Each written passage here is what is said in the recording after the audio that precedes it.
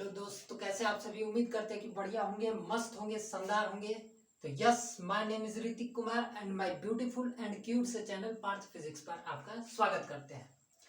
तो आज ये होने वाला है रिफ्रैक्शन ऑफ लाइट, प्रकाश के परावर्तन, chapter number 2, 10th physics, lecture number 2। इससे पहले लेक्चर नंबर 1 अपलोड कर दिया गया है, और जो भी मेरे भाई लोग उस वीडियो को नहीं देखे हैं तो वो सो प्लीज आप उस वीडियो को जरूर से जरूर देखें।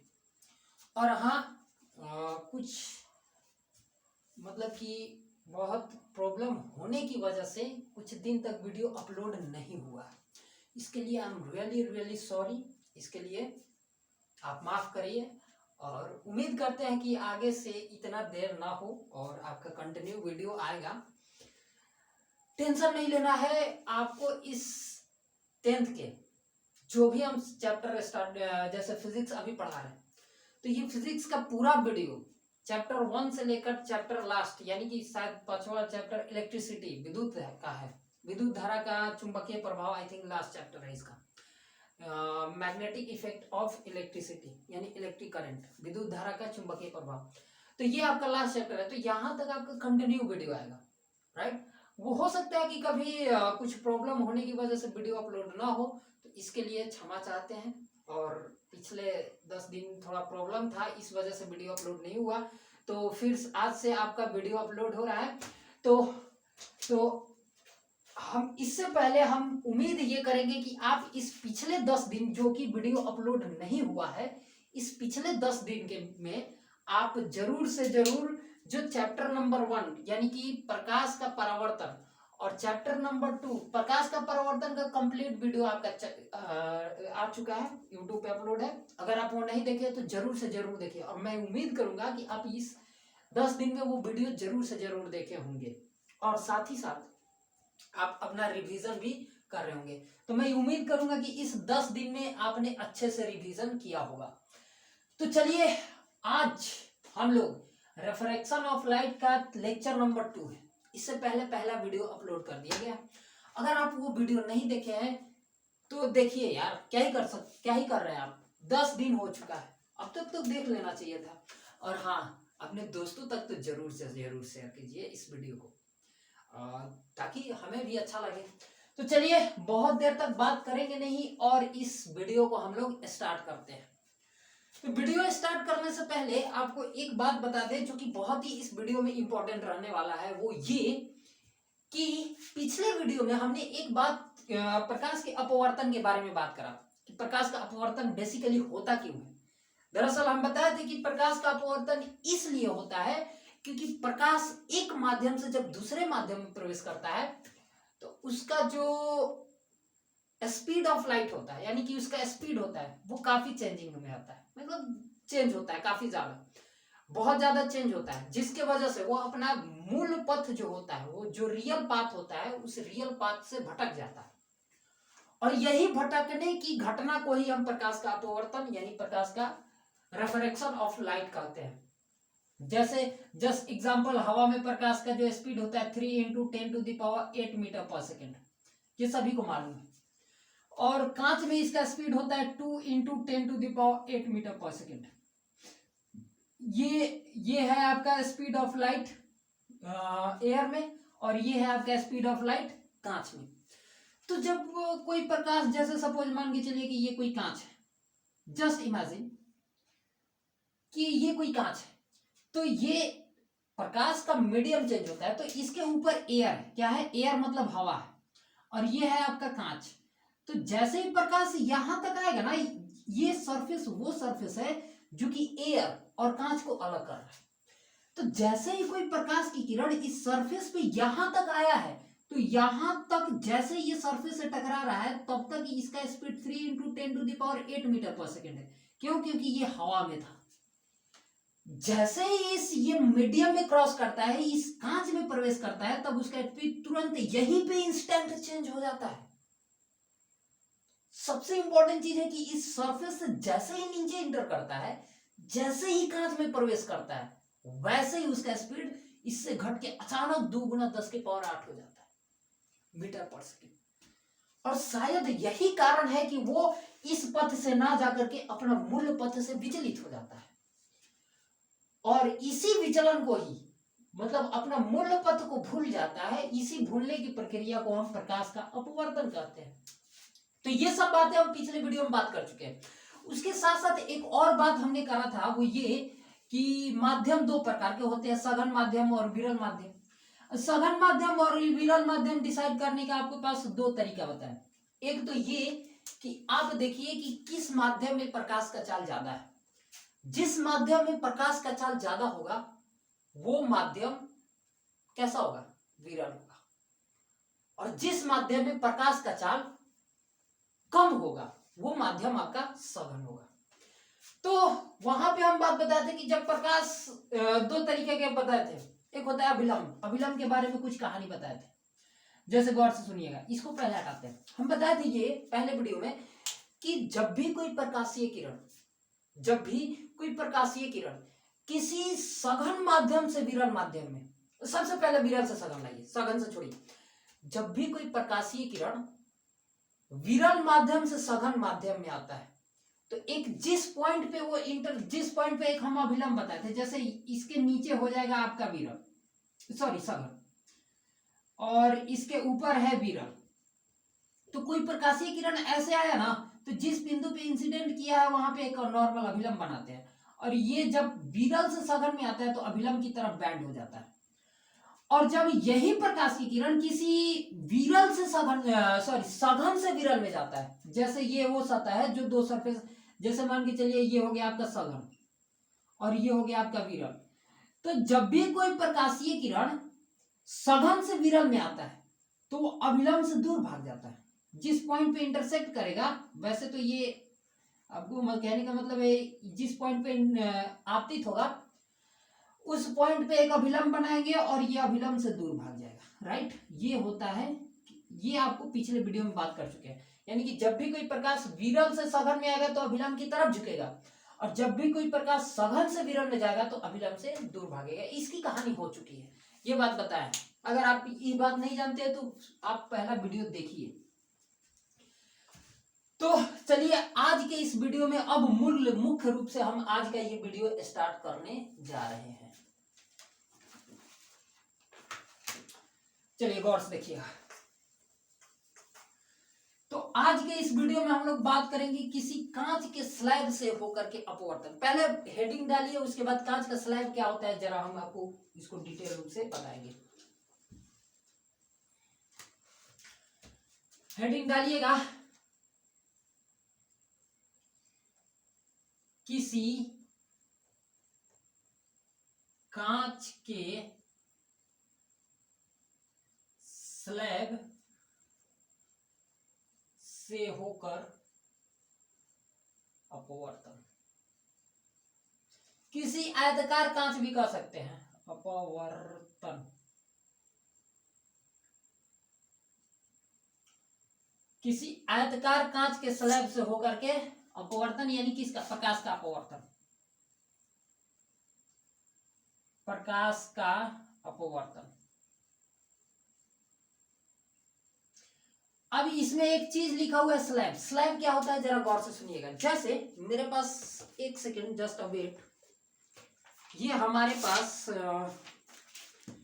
पास एक डायरी है, राइट। और इस डायरी की आपको कुछ ना कुछ मोटाई दिख रही होगी, है कि नहीं है। तो जो कांच का स्लैब होता है वो जस्ट इस, अगर हमको बनाना है कांच का स्लैब तो यही कांच का स्लैब होता है यदि ये एक कांच का बना हुआ होता। ये डायरी एक कांच का स्लैब होता। कब, जब ये कांच का बना हुआ होता। बट ये कांच का स्लैब नहीं है, कारण कि ये कांच का बना हुआ नहीं है। यानी सिंपल सा कहने का मतलब है कि कुछ कांच की ऐसी हमको फिगर, ऐसी चीजों लेना होता है जिसकी कुछ ना कुछ मोटाई हो, है कि नहीं है। जैसे यहाँ पे ये कांच और वो कंप्लीट रूप से भरा हुआ हो, कहीं पे खोखला नहीं हो, राइट। तो वैसे चीजों को हम लोग, वैसे कांच को हम लोग कांच का स्लैब कहते हैं। तो इससे अगर सपोज जस्ट इमेजिन कि ये आपका एक कांच का स्लैब है, तो यहां से जब प्रकाश की किरण यहां से प्रवेश करेगी, जैसे देखिए ये है आपका कांच का स्लैब, ये कांच का पहला सरफेस है और ये कांच का दूसरा सरफेस है। कोई प्रकाशीय किरण यहां से ऐसे आया और इसमें प्रवेश किया ऐसे, तो जब ये यहां इसमें प्रवेश करेगा तो यहाँ तो चल रहा था 3 × 10⁸ मीटर/सेकंड से, लेकिन जैसे इसमें प्रवेश किया तब उसका स्पीड हो गया 2 × 10⁸ मीटर/सेकंड। और इतना दूर तक, जितना मोटाई है उसका उतना दूर तक तो वो 2 × 10⁸ मीटर/सेकंड से चलेगा, लेकिन फिर बाहर भी निकलेगा। राइट, जरा गौर से सुनिएगा। तो ऐसा ही होता है कांच का स्लैब, यानी कि कांच का स्लैब मतलब आपने कभी ऑफिस वगैरह में देखे होंगे, टेबल वगैरह पे रखा रहता है कांच का मोटा, ऊपर से ऊपर रखा रहता है टेबल पर। तो जस्ट लाइक वही है। अब उसको मोटा और कर लीजिए, मोटाई और उसकी बढ़ा लीजिए, तो वही हो जाएगा आपका कांच का स्लैब। देखिएगा, ये जैसे मान के चलिए कि ये हमारे पास एक आयताकार कांच का स्लैब है, यही है बस, और कुछ नहीं, यही है। ये हमारे पास एक आयताकार कांच की स्लैब है। अब अगर ये आयताकार कांच का स्लैब है तो ये इसका जरा नाम लिख दीजिए, लिख दे PQR और S। PQR S एक हमारे पास कांच का स्लैब है, जिससे ये एक अपवर्तक सतह होगा और एक अपवर्तक सतह ये होगा। कोई जरूरी नहीं है, यहां से भी प्रकाश आ सकता है। जब यहां से आएगा तो ये अपवर्तक सतह हो जाएगा, फिर इधर से प्रकाश निकलेगा तो ये एक अपवर्तक सतह हो जाएगा। राइट, तो उसकी बात नहीं कर रहे। तो ये अगर कांच का स्लैब है तो इस कांच के स्लैब के ऊपर वाला भाग हो जाएगा आपका हवा का, यानी माध्यम चेंज होगा ना। जैसे इस कांच के स्लैब के ऊपर वाला जो माध्यम है वो है आपका हवा, और ये जो कांच का स्लैब बना है ये हो गया आपका कांच का माध्यम, और ये नीचे ही नीचे हो गया आपका हवा। यानी कि ये जो यहां पे आपको ये कांच का स्लैब दिखाई दे रहा है, यहां पे मुख्य रूप से दो आपको माध्यम दिखाई दे रहा है, एक तो हवा ऊपर और नीचे, और बीच में क्या है, कांच।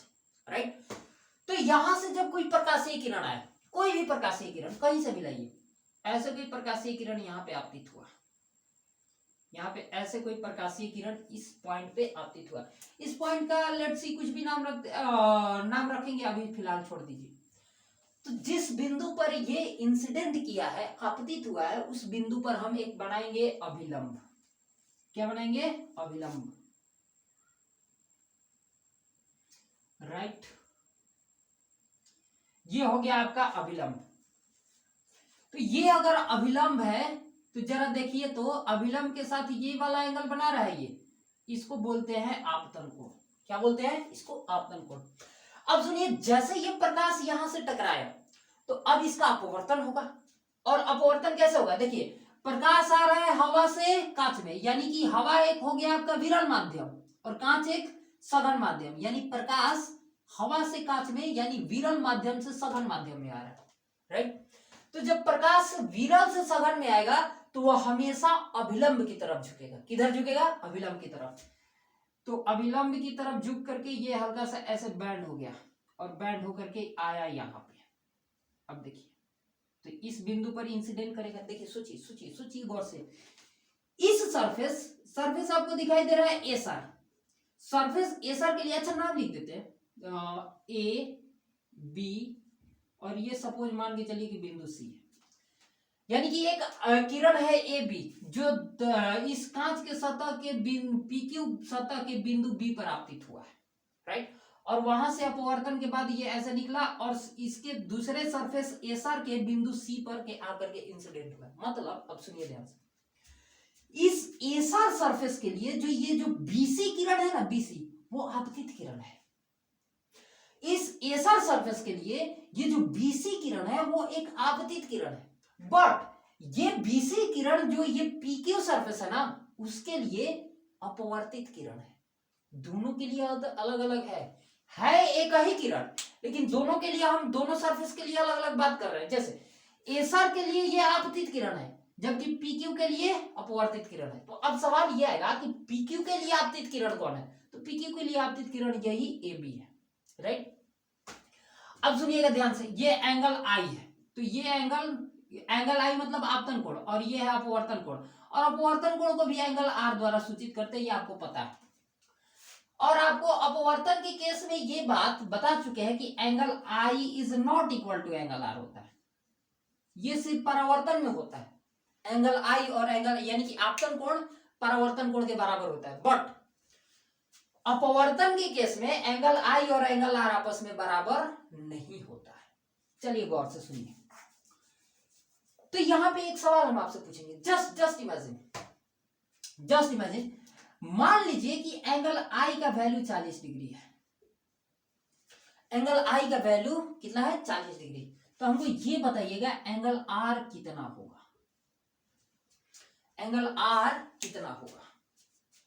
अब बहुत लोग बोलेंगे कि एंगल आर कैसे बता सकते हैं, इसके बारे में तो कोई जानकारी नहीं है, परावर्तन होता तो बता देते कि एंगल आर भी 40 ही होगा। बट यहां पे एंगल आर के बारे में कैसा ख्याल है, क्या ख्याल है, क्या हो सकता है इसका वैल्यू? देखिए एंगल आर तो यहां पे हम एग्जैक्ट नहीं बता सकते कि एंगल आर का वैल्यू कितना होगा, बट इतना जरूर बता सकते हैं कि एंगल आर हो कितना सकता है, कितना से, इसके मतलब कहने का मतलब है रेंज कहां पे होगा। एग्जैक्ट तो नहीं बता सकते कि एंगल आर का वैल्यू कितना होगा, लेकिन इतना बता सकते हैं कि एंगल आर का वैल्यू का रेंज क्या होगा। मतलब रेंज कहने का मतलब है किसके बीच हो सकता है। तो सबसे इंपॉर्टेंट चीज कि यहाँ पे आर के बारे में हमको बताना होगा ना, तो हम सिंपल सा एक बात बोलेंगे कि एंगल आर का वैल्यू जो भी हो, इतना तो तय है कि एंगल आर जो होगा एंगल आई से कम होगा। क्यों? क्योंकि ये अभिलंब की तरफ बैंड हो चुका है कि नहीं है?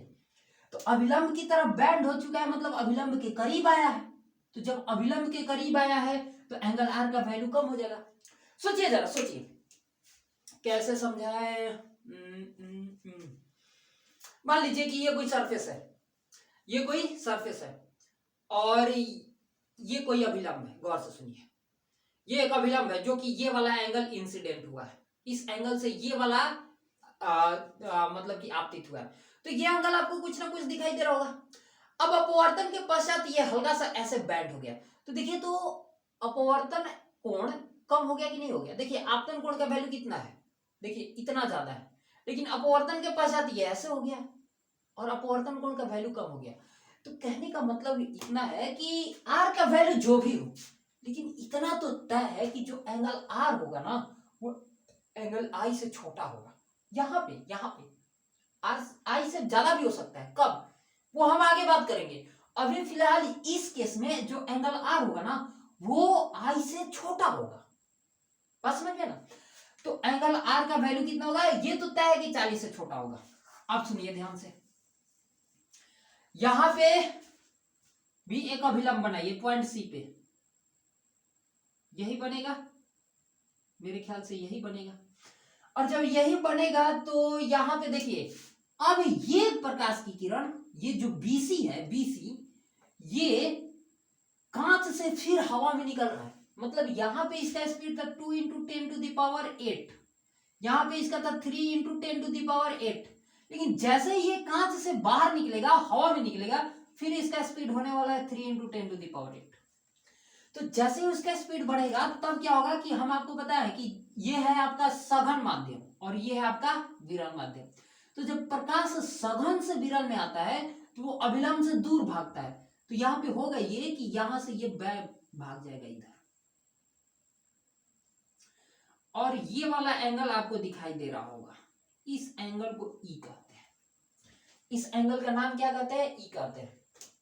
सुनिए, ये आया आपतित किरण, ये हुआ अपवर्तन, और ये हुआ लास्ट में बाहर निकल रहा है। बाहर निकल रहा है मतलब ये कह सकते हैं कि जो इसका नाम लिख दे, डी कह दीजिए।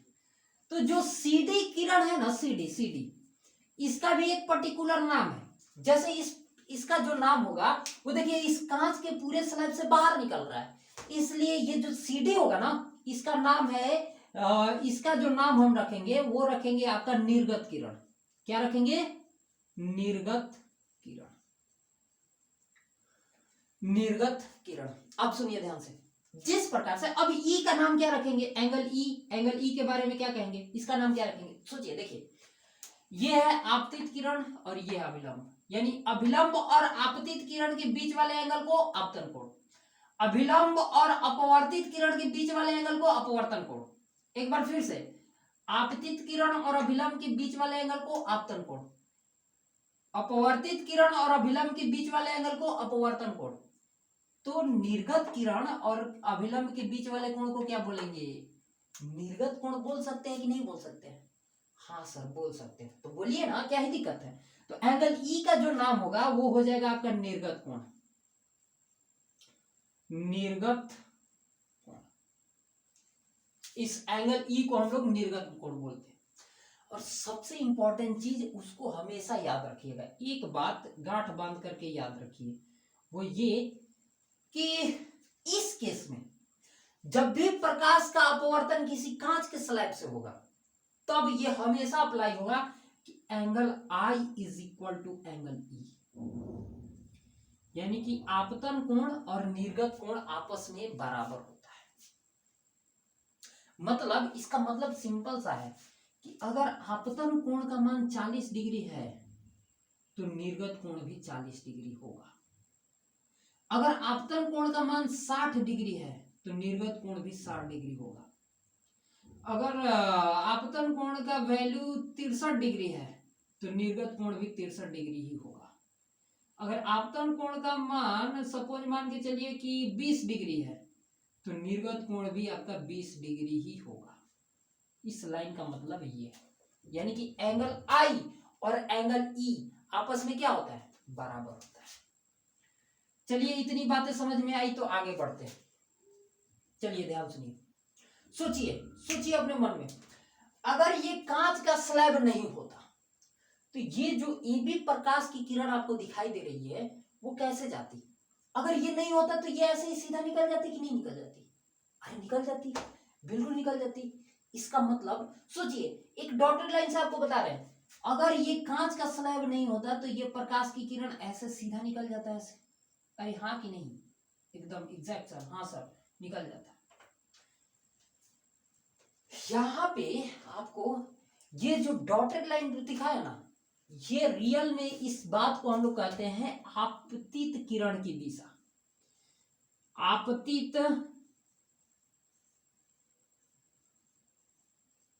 किरण की दिशा कहने का मतलब यही है कि अगर ये कांच का स्लैब नहीं होता तो ये प्रकाश की किरण ऐसे ही सीधा निकल जाती। बात समझ में है ना? तो इसको हम लोग बोलते हैं आपतित किरण की दिशा। अब सुनिए ध्यान से,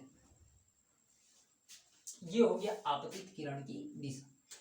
अब सुनिएगा ध्यान से, कहा यह जाता है कि ये जो निर्गत किरण, अच्छा इस निर्गत किरण और इस आपतित किरण के बारे में देखिए, सोचिए इसको अगर हम पीछे बढ़ाए तो ये यहां आता, राइट? और ये है आपका, सपोज मान के चलिए ये है निर्गत किरण और ये है आपतित किरण, तो ये सपोज आता है ऐसे, मान के चलिए कि ये ऐसे आता, तो ये दोनों देखिए तो आपस में समानांतर दिखाई दे रहा है। अरे दिख रहा है समानांतर। कहने का सिंपल सा मतलब है वो ये कि आपतित किरण, यहाँ पे इंपॉर्टेंट चीज वो ये है कि आपतित किरण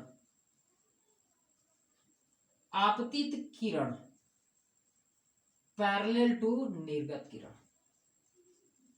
और इस बात को भी याद रखिएगा क्योंकि आपतित किरण और निर्गत किरण आपस में क्या होता है? समानांतर होता है, राइट? आगे बात करते हैं। अब सुनिएगा ध्यान से, समानांतर कहने का मतलब क्या? समानांतर किरण क्या होती है? वैसी किरण जिसके बीच का जो डिस्टेंस होता है ना वो फिक्स होता है, वो डिस्टेंस कभी बदल ही नहीं सकता। जैसे यहां देखिए, अगर यहां की हम बात करें तो ये डिस्टेंस जितना होगा उतना ही डिस्टेंस यहां भी होगा। बात समझ में है ना? तो ये दोनों के बीच ये जो डिस्टेंस है ना, ये परपेंडिकुलर डिस्टेंस, ये परपेंडिकुलर डिस्टेंस, लेट्स सी इसको एक्स हम मान देते हैं। ये क्या है? एक्स। और एक्स का वैल्यू कुछ भी हो सकता है, 4 centimetre, 5 centimetre, 3 centimetre, 2 centimetre, 1 centimetre भी हो सकता है, राइट? तो ये जो एक्स है ना, इसको हम लोग परपेंडिकुलर डिस्टेंस यानी लंबवत दूरी कहते हैं। ये लंबवत दूरी है, देखिए दोनों रेखाओं पे परपेंडिकुलर है, लंबवत है, इसलिए ये जो दूरी है ना एक्स, ये इस पे और इस पे परपेंडिकुलर लंबवत, इसका मतलब ये जो है इन दोनों पे की बीच की लंबवत दूरी है। तो एक चीज यहाँ पे एक हेडिंग डालकर हम लिखेंगे, इसको जरा हटाते हैं, इसका तो अब कोई जरूरत नहीं है, ये तो जस्ट समझाने के लिए आपको होता है। चलिए देखिएगा, हम बताना क्या चाहते हैं, हम एक वर्ड यूज कर रहे हैं पार्श्विक विस्थापन। पार्श्विक विस्थापन इंग्लिश में इसको लैटरल डिस्प्लेसमेंट बोलते हैं। देखिए क्या है ये पार्श्विक विस्थापन। पार्श्विक विस्थापन कहता ये है कि निर्गत किरण एवं आपतित किरण की दिशा, ये क्या है, आपतित किरण की दिशा, निर्गत किरण एवं आपतित किरण के दिशा के बीच जो ये लंबवत दूरी आपको दिखाई दे रहा है, इसी लंबवत दूरी को हम लोग पार्श्विक विस्थापन कहते हैं। लेट्स सी, मान के चलिए कि इसके और इसके बीच का जो दूरी है वो सपोज मान के चलिए 5 सेंटीमीटर है, तो पार्श्विक विस्थापन का वैल्यू कितना हो जाएगा, 5 सेंटीमीटर, और वो परपेंडिकुलर डिस्टेंस है, इतना भी ध्यान रखिएगा। तो सिंपल सा कहने का मतलब ये है कि निर्गत किरण और आपतित किरण की दिशा में, आपतित किरण की दिशा के बीच जो लंबवत दूरी होता है वो इसी को हम लोग क्या बोलते हैं, पार्श्विक विस्थापन कहते हैं। तो क्या सर पार्श्विक विस्थापन का केवल परिभाषा ही आएगा और कुछ नहीं आ सकता? हाँ आ सकता है। वो क्या आ सकता है, डिपेंडेंसी, कि पार्श्विक विस्थापन किस किस बात पर डिपेंड करता है।